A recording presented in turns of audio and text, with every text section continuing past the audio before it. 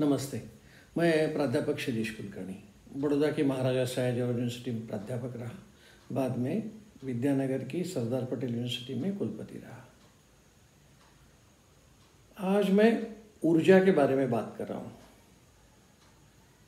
रुकिए, ऊर्जा ने शारीरिक ऊर्जा की बात नहीं कर रहा हूँ। मैं एनर्जी फॉर इंडस्ट्री या अन्य कारणों वाला एनर्जी की बात कर रहा हूँ। उसमें भी नेचुरल गैस की जो ऊर्जा है, जो एनर्जी नेचुरल गैस से मिलती है, उसके बारे में मैं आज आपके साथ बात करने वाला हूँ। शायद हम कई बार ये कह चुके हैं कि रशिया और यूक्रेन का युद्ध चल रहा है। रशिया यूके के कई देशों को नेचुरल गैस सप्लाई करता है और जैसे ही ये नाटो देशों ने जेलेंस्की को यानी यूक्रेन को मदद करना शुरू किया, तब रशिया ने गैस का सप्लाई करने का कम किया या कहीं पर बंद भी कर दिया। एक ये विषय है, उसकी पृष्ठभूमि मैंने आपके सामने रखी। दूसरा विषय ये भी है कि भाई आजकल हमारे घर में भी नेचुरल गैस पाइपलाइन से आता है, जिसे नॉर्मली पीएनजी ऐसा कहा जाता है। सीएनजी भी है जिसमें कॉम्प्रेस्ड नेचुरल गैस, वो पीएनजी यानी पाइपलाइन्ड नेचुरल गैस। तो सीएनजी भी आजकल धड़ल्ले से कारों में उपयोग किया जा रहा है। पर्टिकुलरली गुजरात में तो सीएनजी की कार की संख्या काफ़ी है। लेकिन नेचुरल गैस का जो ऊर्जा में हिस्सा है, यानी टोटल एनर्जी में नेचुरल गैस की एनर्जी, यह 2022-23 में शायद पूरी सदी में कम से कम आ गई, ऐसी स्थिति है।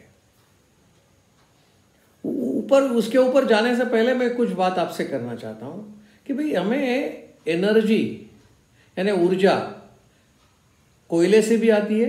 कोल जो थर्मल पावर स्टेशंस है उससे भी इलेक्ट्रिसिटी उत्पन्न होती है और एनर्जी मिलती है।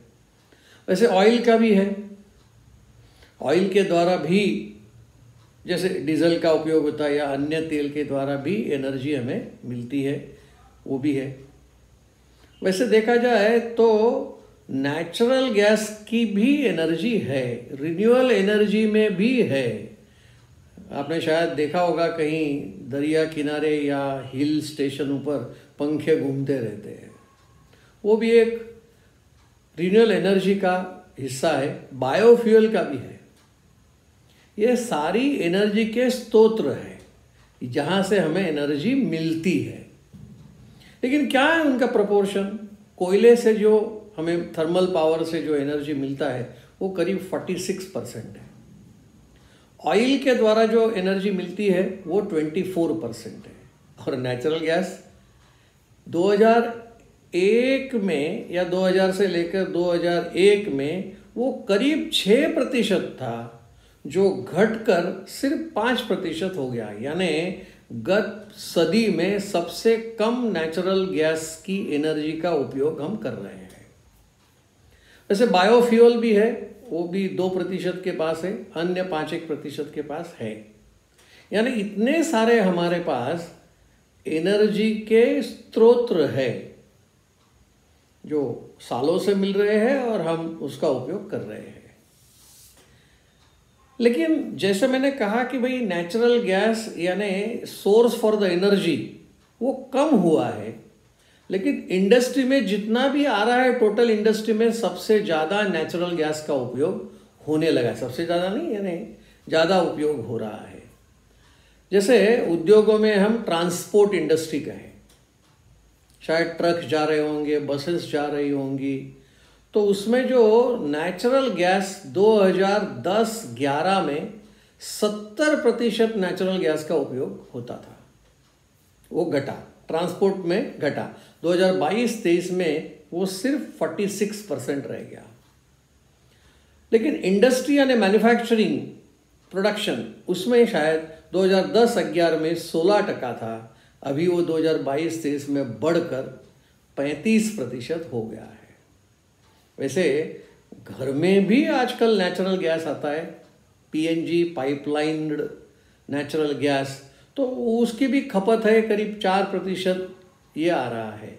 यानी नेचुरल गैस का उपयोग है, सस्ता है और उपयोगी भी है, अच्छी एनर्जी देता है। देखिए, जैसे मैंने शुरुआत में कहा था कि भाई रशिया नेचुरल गैस देता था, वैसे भारत भी नेचुरल गैस इंपोर्ट करता है। वो नेचुरल गैस इंपोर्ट करना जो है वो भी चल रहा है और हम लोग इंपोर्ट कर रहे हैं, लेकिन इंपोर्ट करने का इतना बड़ा हिस्सा नहीं है। लेकिन अगर हम पीएनजी से फिर से आते हैं तो पीएनजी के कनेक्शन, वह कनेक्शन घरों में लगते हैं, उसमें 42 लाख 2018 साल में 42 लाख थे। लेकिन देखिए कितना बड़ा, वो 2023 में 110 लाख पीएनजी कनेक्शंस हुए। यानी बहुत बड़ा, जो घर में रसोई बनाने के लिए या किसी और पर्पस के लिए जो पाइपलाइन्ड नेचुरल गैस के कनेक्शन है वो काफ़ी बढ़ गए सिर्फ 5 साल में। 42 लाख से लेकर 110 लाख तक वो आ गया। वैसे सीएनजी, मैंने थोड़ी देर पहले कहा था कि हमारे यहाँ सीएनजी का उपयोग परिवहन क्षेत्र यानी ट्रांसपोर्टेशन में, कार में भी जाता है, बसेस में भी सीएनजी लगता है। तो ये परिवहन में भी अगर जाता है तो सीएनजी के स्टेशंस बनाने पड़ते हैं। जैसे कई बस डेपो है, जो सरकारी बस डेपो है, इस सरकारी बस डेपो में भी ये सीएनजी के स्टेशंस का उपयोग होता है। लेकिन ये सीएनजी के स्टेशन 2018 में बहुत कम थे। पूरे देश में सिर्फ 1300 सीएनजी के स्टेशन थे 2018 में, लेकिन 2023 में ये बढ़कर 5660 तक बढ़ गए। यानी काफ़ी मात्रा में सीएनजी के स्टेशन बढ़े हैं। अभी हम पूरे देश का विचार न करते हुए सिर्फ गुजरात का अगर विचार करते हैं तो कई अखबार ऐसे लिखते हैं कि भाई सीएनजी या नेचुरल गैस के लिए गुजरात चैंपियन है। यानी क्या गुजरात चैंपियन, यानी क्या कि बहुत ज़्यादा मात्रा में, यानी अन्य प्रांतों को अगर हम तुलना करें तो उससे कई ज़्यादा। मैं उसका एक उदाहरण भी देता हूँ। पूरे देश में जो नेचुरल गैस का उपयोग होता है उसमें से चौथा हिस्सा यानी करीब 25% के आसपास हमारे यहाँ गुजरात में ये होता है। मैं अभी थोड़ी देर पहले आपसे कह रहा था कि एलएनजी जो लिक्विफाइड नेचुरल गैस है, जो उसका इंपोर्ट जो हम करते थे वो 83% तक हमारा इंपोर्ट होता था।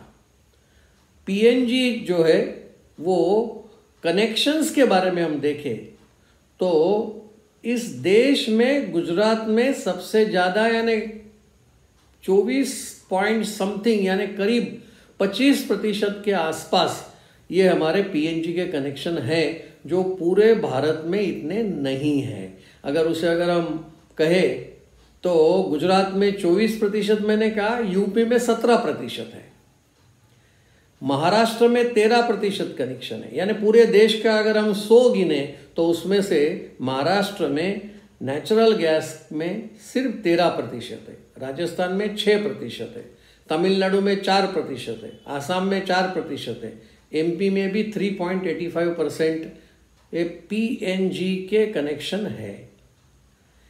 अभी इसीलिए मैंने कहा कि भाई Gujarat is a champion for natural gas utilisation. Industry में भी ज़्यादा से ज़्यादा ये नेचुरल गैस का उपयोग गुजरात में किया जाता है।